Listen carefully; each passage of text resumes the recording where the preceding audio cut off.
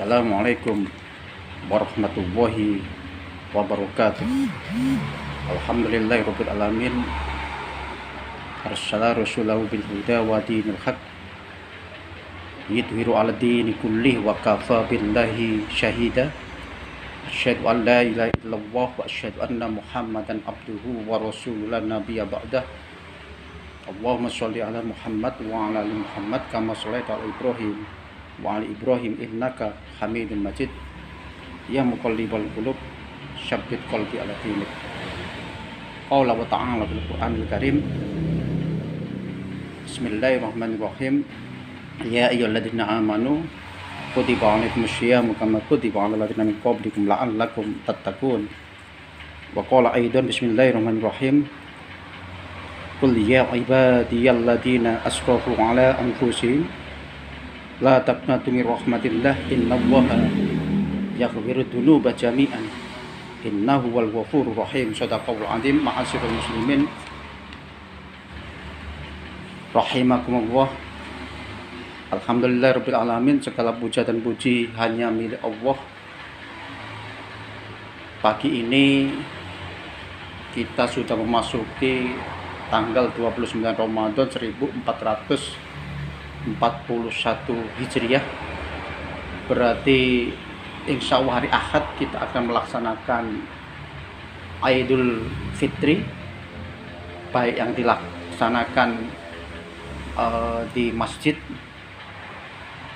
maupun di lapangan dengan protokoler kesehatan yang sesuai dengan standar WHO maupun yang berada di rumah. Semoga siang Ramadan yang kita jalankan selama ini, baik ibadah-ibadah wajib maupun ibadah-ibadah sunnah, diterima oleh Allah Subhanahu wa Ta'ala, dan kita dimasukkan ke dalam golongan la'allakum tattaqun, dan sebagaimana janji Allah kita akan dimasukkan ke dalam surganya jannatun tajri min tahtil anharu khalidina fiha abadah. Dan mudah-mudahan musibah yang terjadi di negeri kita, wabah COVID-19, segera berakhir dan negara kita menjadi negara yang baldatun thayyibatun wa rabbul ghafur. Salawat dan salam semoga tetap dilimpahkan oleh Allah kepada junjungan kita Nabi besar Muhammad sallallahu alaihi wasallam. Ma'asyiral muslimin rahimakumullah. Pada ayat yang saya baca tadi, ayat yang kedua terdapat di dalam surat Az-Zumar ayat 5 tentang kesadaran menuju taubat. Hadirin yang berbahagia, tidak ada seorang pun yang ingin berbuat dosa, apalagi dosa itu dilakukan secara terus menerus. Namun kesalahan dari dosa bagi manusia adalah suatu kedzaliman.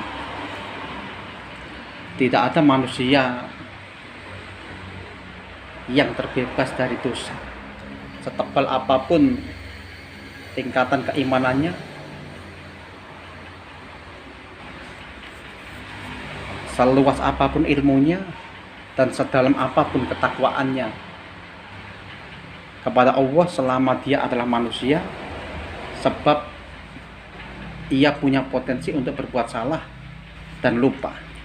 Dia pasti suatu saat akan melakukan kesalahan dan dosa.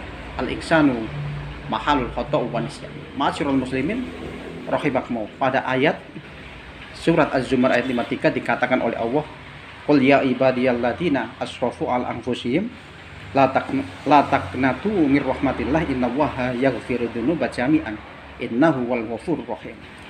Katakanlah, hai hamba-hambaku yang melampaui batas terhadap diri mereka sendiri, janganlah kamu berputus asa dari rahmat Allah. Sesungguhnya Allah mengampuni dosa-dosa semuanya. Sesungguhnya dialah Allah yang maha pengampun lagi maha penyayang. Ma'asyiral muslimin rahimakumullah. Para nabi senantiasa memohon ampun dan menyesal atas kesalahan dosa yang telah dilakukan. Maka dapatlah kita ambil contoh beberapa nabi, antara lain yang pertama Nabi Adam alaihissalam beserta istri Nabi yang kita kenal dalam sejarah peradaban umat Islam diabadikan di dalam Al-Quran, bagaimana iblis mengganggu Nabi Adam dan alaihissalam, Nabi Adam dan istrinya Siti Hawa, untuk jangan sampai makan buah kulti. Ternyata karena bujuk rayu setan yang seperti itu adanya, Nabi Adam melanggar perintah Allah, Nabi Adam terusir dari surganya Allah. Ini karena rayuan, bujukan setan yang terkutuk. Sehingga kita jamaah sekalian, kemana saja kita melangkahkan kaki, jangan lupa kita membaca ta'awudzu bisyaitonir rajim, bismillahirrahmanirrahim. Yang kedua jamaah sekalian, yaitu Nabi Musa alaihissalam ketika melihat ada orang yang bertengkar, yang satu dari bangsa Kipti dan yang lainnya dari berasal Bani Israel. Setelah orang Bani Israel minta tolong kepada Nabi Musa ikut campur tangan dan memukul orang Kipti hingga meninggal atau tewas. Maka Nabi Musa menyesal dan mengakui kesalahannya, dan diabadikan di dalam surat Al-Qasas ayat 15 sampai ayat 17. Maka Musa meninjunya dan matilah musuhnya itu. Musa berkata, ini adalah perbuatan setan. Sesungguhnya setan itu adalah musuh yang menyesatkan, lagi nyata permusuhannya. Nabi Musa kemudian berdoa kepada Allah, ya Allah, ya Tuhan kami, sesungguhnya aku telah menganiaya diriku sendiri, karena itu ampunilah aku ya Allah. Maka ampunilah aku ya Allah, sesungguhnya Allah dialah yang Maha Pengampun lagi Maha Penyayang. Nabi Musa berkata, ya Tuhanku, demi nikmat yang telah Engkau berikan kepada aku sekali-kali tidak akan menjadi penolong bagi orang-orang yang berdosa. Pada ayat ini jamaah sekalian, pengakuan yang dilontarkan oleh Nabi Musa alaihissalam dengan kalimat hada min amalis syaiton merupakan kesadaran yang tinggi setelah melakukan kekhilafan, mau mengakui kesalahan. Bahkan yang dilakukan itu adalah perbuatan syaitan yang selalu mengajak kepada perbuatan dosa. Ma'asyiral muslimin rahimakumullah. Kemudian contoh yang ketiga atau yang terakhir, yaitu Nabi Yunus alaihissalam juga demikian. Di dalam kesempitan, di dalam perut ikan, Yunus alaihissalam selalu bertasbih dengan bermunajat kepada Allah, sebagaimana di dalam surat Al-Anbiya ayat 87 sampai 88, yang artinya, dan ingatlah kisah Zunnun atau Nabi Yunus ketika ia pergi dalam keadaan marah, lalu menyangka bahwa kami tidak akan mempersempitkan, menyulitkan. Maka ia menyeru dalam keadaan yang sangat gelap bahwa tidak ada Tuhan yang berhak disembah selain Engkau Maha Suci.